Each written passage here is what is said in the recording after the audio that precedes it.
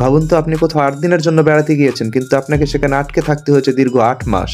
তাও আবার পৃথিবীর বাহিরে একটি মহাকাশ স্টেশনে। না, এটা কোনো সিনেমার গল্প নয়, নাসার 2 নভোচারীর ভাগ্যে এমনটাই ঘটেছিল মহাকাশ স্টেশনে। 2024 সালের জুন মাসে 2 অভিজ্ঞ নভোচারী সুমিতা উইলিয়ামস এবং বুইচ উলমোর বোয়িং স্টারলাইনার মহাকাশযানে চেপে পাড়ি জমান ইন্টারন্যাশনাল স্পেস স্টেশনে। মিশনটি ছিল মাত্র 8 দিনের, কিন্তু পৃথিবী থেকে বিদায় নেওয়ার সময়ও তারা জানতেন না ফেরার পথটা এতটা কঠিন হতে যাচ্ছে।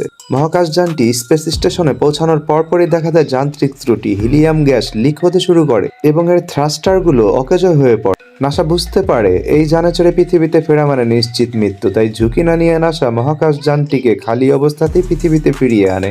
তাহলে তারা ফিরবেন কিভাবে? অবশেষে এগিয়ে এলো ইলন মাস্কের কোম্পানি স্পেস এক্স। যেখানে তাদের জুন মাসে ফেরার কথা ছিল, সেখানে তাদের অপেক্ষা করতে হচ্ছে 2025 সালের ফেব্রুয়ারি মাস পর্যন্ত। অর্থাৎ 8 দিনের বদলে প্রায় 240 দিনেরও বেশি সময় তারা মহাশূন্যে কাটানোর রেকর্ড গড়তে যাচ্ছেন। পরিবার পরিজন ছেড়ে অজানার মাঝে এতগুলো দিন কাটিয়ে দেওয়া কতটা মানসিক চাপের তা ভাবলে অবাক হতে হয়। এই দীর্ঘ সময় মহাকাশ স্টেশনে কাটানোর পর তারা যখন পৃথিবীতে ফেরত আসেন, তাদের শারীরিক অবস্থা এতটাই খারাপ হয়ে গিয়েছিল যে তারা উঠেই দাঁড়াতে পারছিলেন না। ভাবুন তো একবার, পৃথিবীর বাহিরের একটি মহাকাশ স্টেশনে দীর্ঘ 240 দিনেরও বেশি সময় কিভাবে কেটেছিল তাদের। জায়গায় আপনি হলে কি করতেন? কমেন্টে জানান।